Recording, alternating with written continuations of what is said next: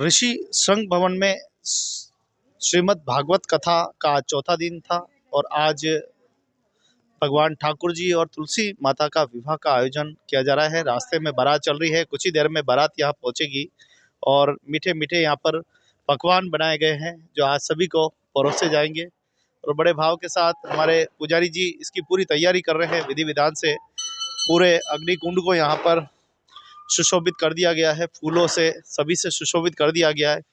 हिंदू संस्कृति, हिंदू परंपराओं का बहुत बड़ा प्रतीक है तुलसी विवाह। हमारे हिंदू सनातन धर्म में तुलसी सालग्राम के विवाह का बहुत ही विशेष महत्व है और यहाँ पर उदयपुर में श्री श्रृंग ऋषि आश्रम में श्रीमद् भागवत सप्ताह पारायण यज्ञ जो चल रहा है, इसी के अंतर्गत यजमानों की इच्छा के अनुसार और यहाँ तुलसी सालग्राम का विवाह का भी आज आयोजन किया गया है। भगवान सालग्राम और व्यास जी के साथ में बारात लेकर के और धूमधाम से गाजे बाजे के साथ में आ रही है और यहाँ भगवान सालग्राम आके द्वार पर तोरण मारेंगे।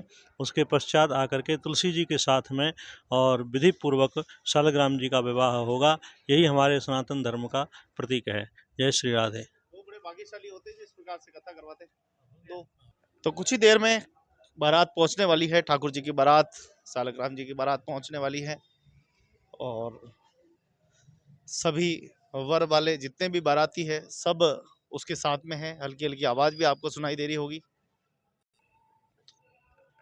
श्री ऋषि श्रृंग सेवा संस्थान में श्रीमद् भागवत कथा का ये आयोजन 7 दिवसीय आयोजन जो कि 27 दिसंबर से प्रारंभ होकर 2 जनवरी 2026 यानी नया साल, मतलब आप देखिए कि आज भगवान का विवाह है, कल कई सारी लीलाओं का वर्णन होगा और भगवान श्री कृष्ण का विवाह भी होगा, आज हो रहा है।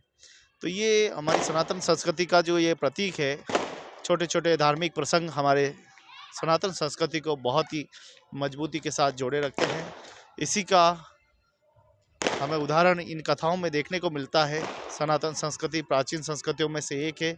इन संस्कृतियों के माध्यम से परिवारों में संस्कारों का सृजन होता है और बहुत ही आदर भाव से श्रद्धेय पंडित विमलकांत जी महाराज इस कथा को सभी को अमृतपान करा रहे हैं।